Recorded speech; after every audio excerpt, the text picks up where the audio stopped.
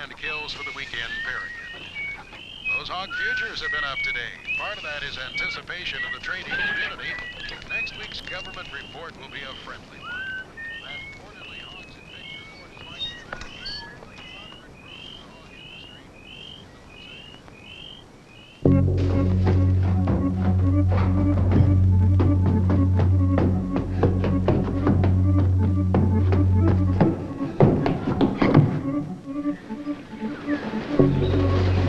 Okay, I'll be the pilot and you be the passenger. Got your seatbelt fastened? Here we go. Up, up, and away. Perfect takeoff. That's strange. There seems to be a loss of power.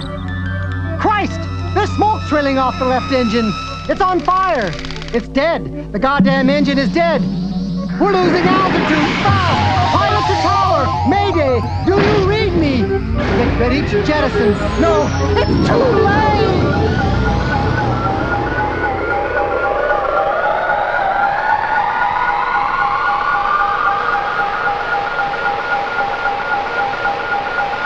We're talking futures here.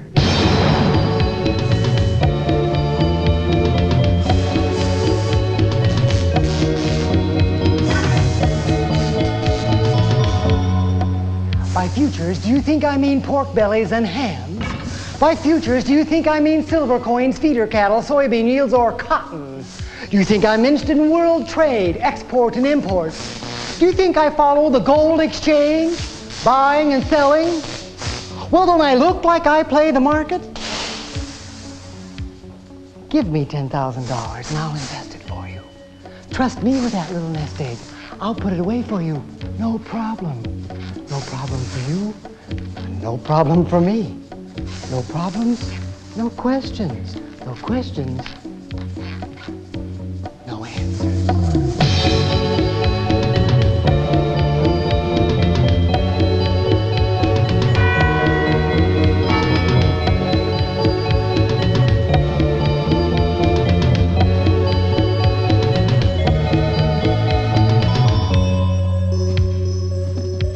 Did you say there are no answers? Then where is there room for hope? In the search, my son. The search? What search? For the answer. So, as long as we continue to search, hope exists? Probably. And since no answer exists, hope continues? I believe so. Then hope depends on not finding an answer.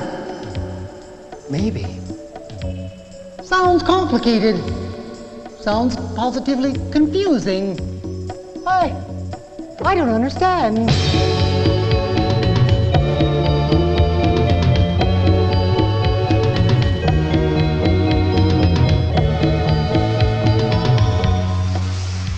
Yes, indeed. We're talking futures here. Tomorrow's appointment with the dentist is something we dread today, and when work begins on Monday, already we look forward to Friday when the weekend begins. The cocktail parties, the gallery openings, the Sunday brunches. St. Augustine, himself a great partygoer, expressed the idea this way. Time is a threefold present. The present as we experience it, the past as a present memory, and the future as present expectation. That's St. Augustine. He was a lot of fun.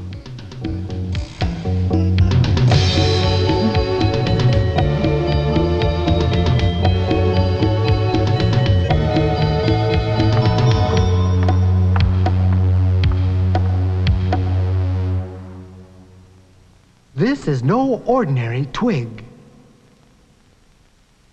This branch has the ability to divine.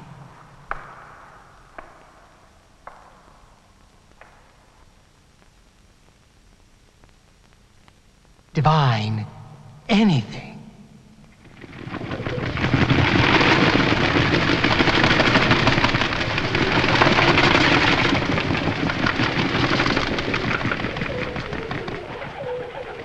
I use this twig in my search.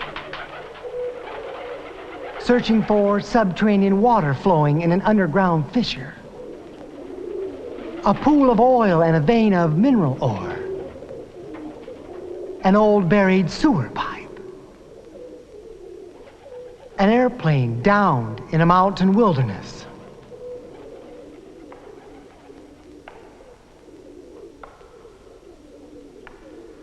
a disabled ship hopelessly adrift in a storm, a lost wallet, a lost dog, a missing person, an old buried treasure, and various other answers. Answers to the right questions. Questions about the future. We're talking future here.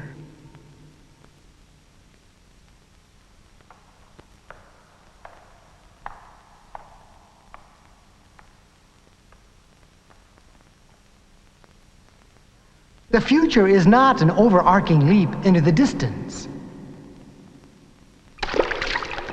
It begins in the present.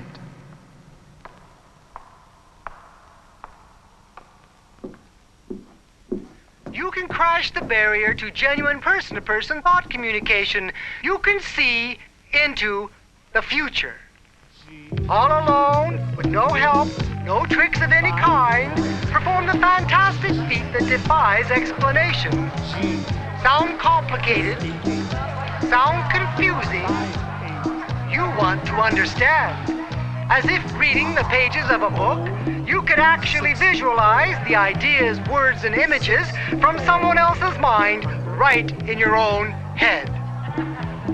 I know exactly what you are thinking right now. You are intrigued, but skeptical. You have every right to remain unconvinced. You think I'm going to perform some kind of stunt, like on TV or in a nightclub. Great entertainment, perhaps, but not the real thing. I am talking future here. We are talking reality. You could have instant access to another person's thoughts. You could have immediate lifetime control over your family, friends, political figures, John Paul II, IT&T, IBM, the CIA, AT&T, and even Beatrice.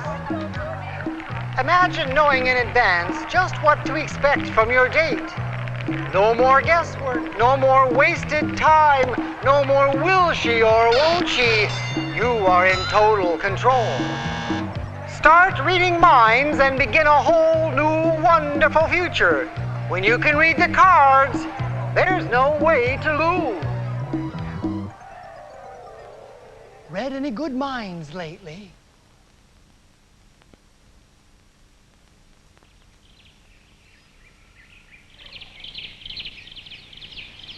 A rider rode out in the afternoon to hunt.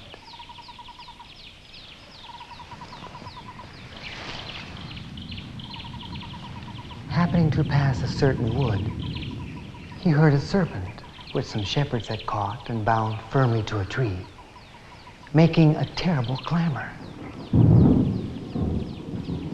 Moved by pity, he loosened it and warmed its frozen body in his own bosom.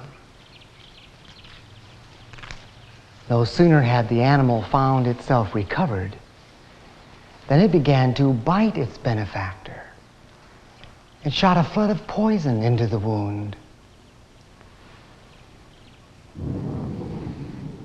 "What hast thou done?" said the rider. "Wherefore have you rendered evil for good?" Now the serpent, being suddenly endowed with voice, replied, "The tendencies which nature has implanted, no one can destroy. You have done what you could, and I have only acted according to my nature. I don't paint men in my pictures anymore.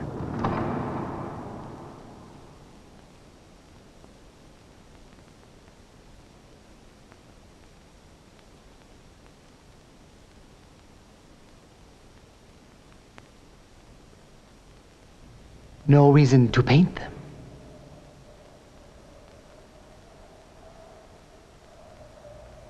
Close your eyes and you can see them here,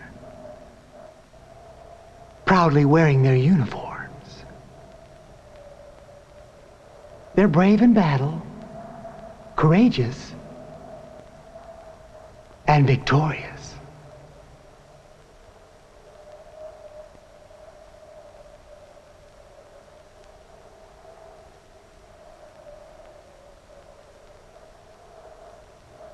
I've seen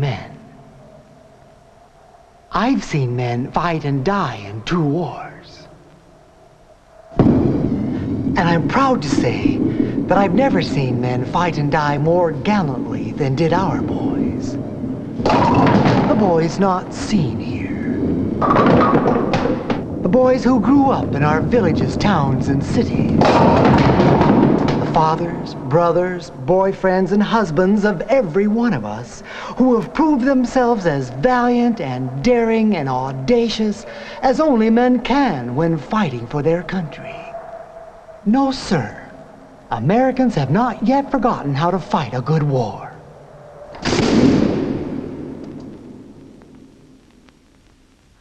But I don't paint men in my pictures anymore.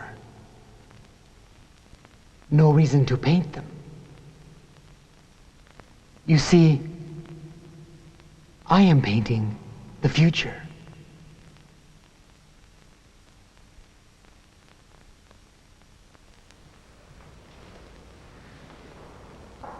Dear Dr. Ruth, I was 20 years old that summer of our marriage. He was dashing and romantic in those early years, and I fell head over heels for him and did everything I could to please him. His work caused him to be away a good part of the time, and in addition, we had to move around a lot. Establishing friendships was difficult, in part, because we didn't have children. Last night, I looked closely at myself in the mirror and realized how at age 37, my body had lost its ripeness and had already begun to settle into a void inside me. I saw the first signs of age. My breasts hang regretfully unused, the curve of femininity gone. Years of inattention have left me a limp shadow of a woman.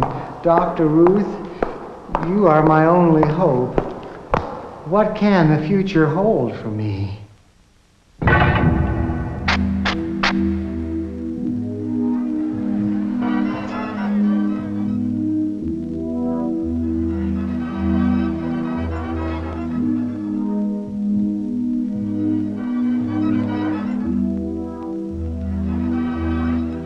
There are moments like now when all of time seems neatly balanced. Past, present, future. They're all aligned as though the machinery of the universe has inexplicably hesitated, allowing me sight that is curved, like time itself is said to be. I imagine my past life. It's occurring to me now in a series of moving images and is accompanied by sensations that unreel in my mind like a film speeded up. I see myself in the pause, the waiting time of my life, and I see myself, can it be true? Yes, I see myself as my own grandfather, Papa, and I am bouncing on his knee. Jack and Jill went up the hill to fetch a pail of water. Jack fell down and broke his crown. And now I see myself as my own son, embracing me before his final boarding of that fateful flight. And I see myself rocking in my old twig chair, exchanging stories with a friend. Stories we've swapped many times before. Desire unknown and uncalibrated moves me, and I know I want everything, though I can no longer name anything. No problems, no questions. No problems, no questions, I realized that if life is to become better in the 21st century, social interactions will have to be far more profound than technological inventions. Sounds complicated. Sounds confusing. I see it this way. When the market price is up, we'd better have our hogs ready to go.